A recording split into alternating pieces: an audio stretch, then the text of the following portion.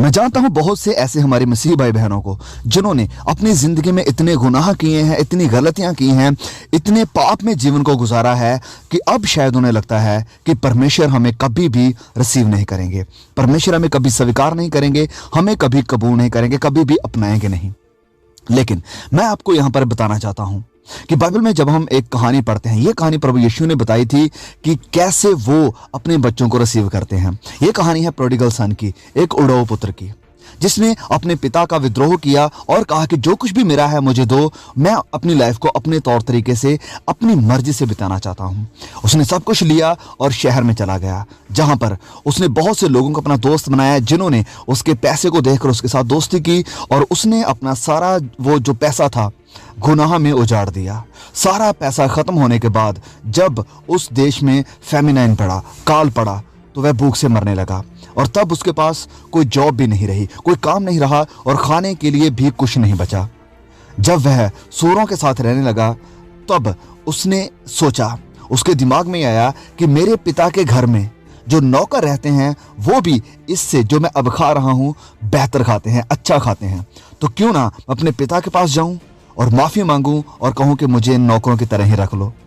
तो जब वह अपने पिता के घर में गया तो उसके पिता ने उसके ऊपर दोष नहीं लगाया, उसे बुरा भला नहीं कहा, वरन उसे अपनी बाहों में लिया और उसे एक रिंग पहनाई। रिंग का मतलब है कि यू बिलोंग टू मी, कि तुम अभी भी मेरे बेटे हो,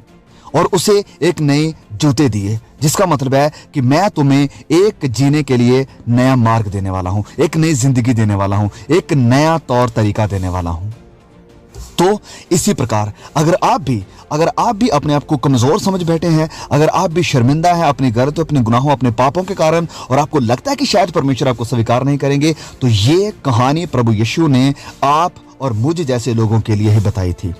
कि नहीं, पिता अब भी आपके इंतजार में है, वो आपको रिसीव करने के लिए, आपको कबूल करने के लिए तैयार है। आपको बस ये रियलाइज करना होगा कि हाँ प्रभु, मैंने आपके पिता के खिलाफ पाप किया है, मुझे क्षमा कर दो। और जब आप पश्चाताप करते हैं और प्रभु यीशु की तरफ मुड़ते हैं तो वह आपको स्वीकार करेंगे और आपको एक नई रिंग यानी एक अंगूठी देंगे, जिसका मतलब है कि आप अपनाए गए हैं, आप प्रभु यीशु को बिलोंग करते हैं, यू बिलोंग टू हिम। और दूसरा, वह आपको नए जूते देंगे, जिनका मतलब है कि वह आपको एक नए मार्ग पर चलाने के लिए तैयार हैं, आपको एक नई जिंदगी देंगे जिसके ऊपर आपको चलना होगा। तो अभी आप डरिए मत, अभी आप घबराइए मत, आप परेशान मत होइए कि कहीं आप